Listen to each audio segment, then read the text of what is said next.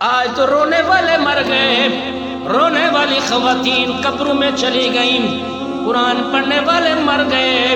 آج تو ماں باپ بھی ٹک ٹک بجا رہا ہے، اولادیں بھی ٹک ٹک بجا رہے ہیں، ماں باپ بھی بے نمازی، اولاد بھی بے نمازی، گھر کے سارے افراد بے نمازی، بزرگ دیکھو وہ بے نمازی، دادی اماں کو دیکھو وہ بے نمازی، بہو دیکھو وہ بے نمازی، ساس بے نمازی، نندے بے نمازی، اولاد بے نمازی، بھانجے بھانجیاں بے نمازی، سارا کا سارا گھرانہ آج تو بے نمازی ہے۔ ان کو سوچ بھی نہیں آتی قیامت کا دن آئے گا، اگر ایسا ہو گیا اور ایک دن ہوگا جب اعلان ہوگا وَامْتَازُوا الْيَوْمَ أَيُّهَا الْمُجْرِمُونَ، او مجرمو آج علیحدہ ہو جاؤ، اعلان ہو جائے گا، محشر کے میدان میں اعلان ہوگا، محشر کے میدان میں اعلان ہوگا، درمیان میں دیوار ہو جائے گی، نیک ایک طرف ہو جائیں گے، مجرم علیحدہ ہو جائیں گے، جنتی علیحدہ ہو جائیں گے، جہنمی علیحدہ ہو جائیں گے۔ کیا ہمیں یہ قرآن پڑھتے ہوئے، غالباً سورۃ یاسین کی آیت ہے، کیا یہ پڑھتے ہوئے ہمیں سمجھ بھی آیا یہ کیا پڑھ رہی ہیں؟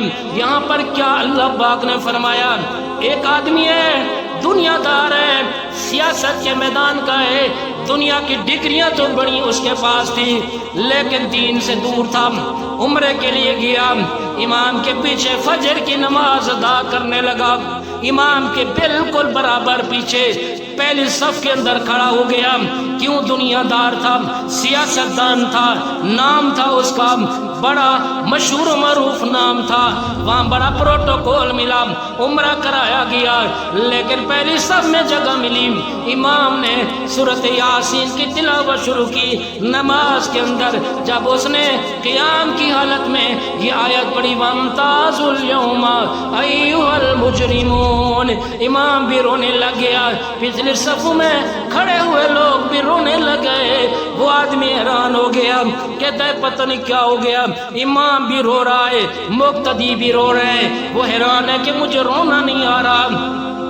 نماز مکمل ہو گئی، سلام پھیر دیا گیا، ساتھ والے سے پوچھتا ہے یار امام کیوں رو رہا تھا، آپ کیوں رو رہے تھے؟ انہوں نے بتایا کیا آپ کو پتہ نہیں ہے وَامْتَازُوا الْيَوْمَ أَيُّهَا الْمُجْرِمُونَ کا کیا معنی ہے؟ اس نے کہا نہیں مجھے نہیں پتا۔ پھر اس نے بتایا اس کا معنی ہے قیامت کا دن ہوگا، اللہ پاک فرمائیں گے او مجرمو علیحدہ ہو جاؤ۔ امام بھی ڈر گیا، ہم بھی ڈر گئے، خوف طاری ہو گیا، کہیں ایسا نہ ہو قیامت والے دن ہمیں مجرموں کے صف میں کھڑا کر دیا جائے گا۔ وہ کہنے لگا مجھے یہ بات سنتے ہوئے وہاں تو رونا نہ آیا، لیکن اپنے کمرے میں آ کر میں نے دیوار پہ ٹکرے مار مار کے روتا رہا۔ میں نے کہا ساری ڈگریاں میں نے حاصل کی ہیں، دنیا کی ہر ڈگری میں نے حاصل کی ہے، لیکن مجھے قرآن کا ترجمہ بھی نہ آیا، مجھے قرآن کے بارے میں اتنا بھی پتہ نہ چلا کہ اس آیت کا مطلب کیا ہے، یہاں پر اللہ پاک کیا فرما رہے ہیں۔ اس لیے آج بھی بہت سارے دنیا میں ایسی خواتین ہیں، ایسے مرد موجود ہیں، قرآن کا پتہ ہی نہیں ہے، قرآن کو اٹھایا تک بھی نہیں ہے، ساری زندگی گزر گئی، قرآن کو دیکھنا بھی نصیب نہ ہوا۔ ہاں اگر کبھی اٹھایا قسم کے لیے اٹھایا، کبھی اٹھایا تو قسم کے لیے اٹھایا، پیسوں کے لیے اٹھایا، قرآن کی تلاوت کے لیے قرآن کو نہیں اٹھایا۔ آج کہاں گئے وہ قرآن پڑھنے والے جو روزانہ 10 سپارے اللہ کے قرآن پڑھنے والے تھے؟ وہ خواتین کہاں گئیں؟ وہ بچیاں کہاں گئیں؟ جھاڑو دیتے دیتے 2 سپارے قرآن بھی پڑھ لیتی تھی، سین کے اندر جھاڑو بھی ہو جاتا تھا، وہ بچیاں کہاں گئیں؟ برتن دھوتے ہوئے سپارہ بھی پڑھ لیتی تھی اور گھر کے برتن پیالیاں بھی دھو لیتی تھی، وہ میں کہاں گئیں؟